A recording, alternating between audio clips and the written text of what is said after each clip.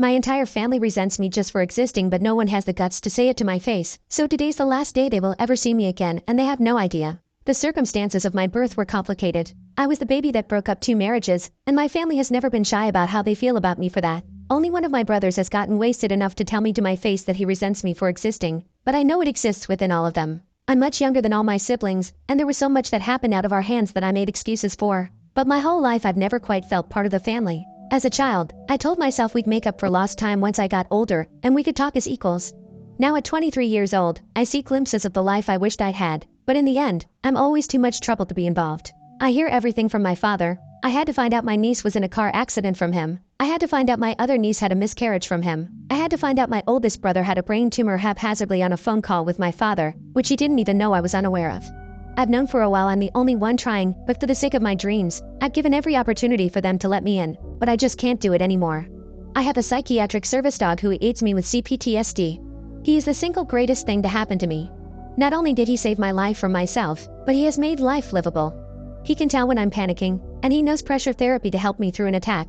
He stops me from hurting myself in meltdowns and sits with me until the only noise I can hear anymore is his snoring on my lap. He allows me to go grocery shopping by myself. He is my soulmate, and anyone who knows me knows how important he is to me. My dating life isn't thriving, so I took a shot in the dark and asked my niece if she minded if I brought my service dog as my +1 for her wedding at the end of this month. I have to fly across the country to go, so I will be bringing him anyway since I cannot fly alone. I figured it couldn't hurt to see if he could not have to stay in the hotel all night.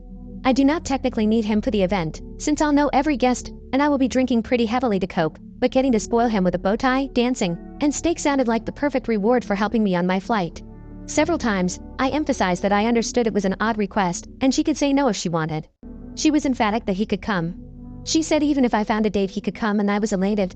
For once I felt seen, I felt cared about, and I felt valued. And then I got a call from my dad.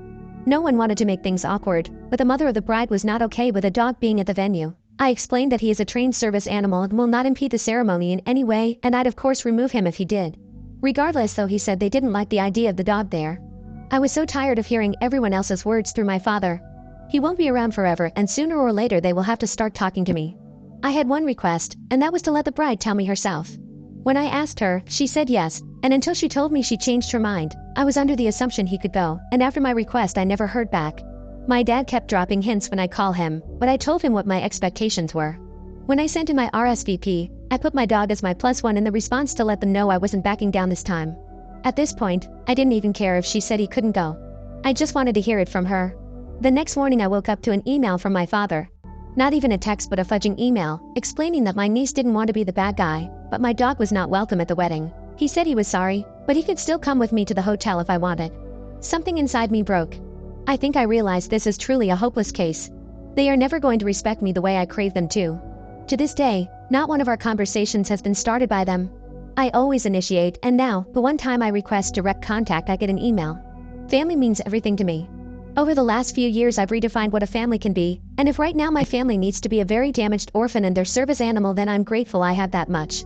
I decided I'm still going to the wedding, but afterwards I'm never going to talk to any of them again. And the sad part is I don't even think they're going to notice. Update. I went to the wedding and it went about how I expected it to go, though one can never be ready for a spontaneous con the line. Sadly there was no secret last-minute invite nor any secret plot of which the bride was unaware. She felt bad saying no, so she lied, and she didn't want to tell me that, and she still didn't even at the wedding. No one really said much at all in fact. The mother of the bride did not speak to me at all. My brother tiptoed around the subject until the end of the night. To his credit he did apologize for all the dog stuff, as he said goodbye. Strangely, the apology didn't make me feel much better. There was no big confrontation either, mainly because no one cared to listen to me if I tried. As the reception began, part of me wondered how much I was going to miss the people, the environment, and the vibe really. Truthfully though, I surprised myself with how ready I was to leave. Goodbye was short and bittersweet. The venue was pretty and the drinks were free, so I made the best of my night, but I got what I needed out of it. Getting home tonight felt like a weight lifting off my shoulders. I know more than ever that I need to do this, and what I once saw as cutting my family in half, I now see as clearing space for a new family that cares.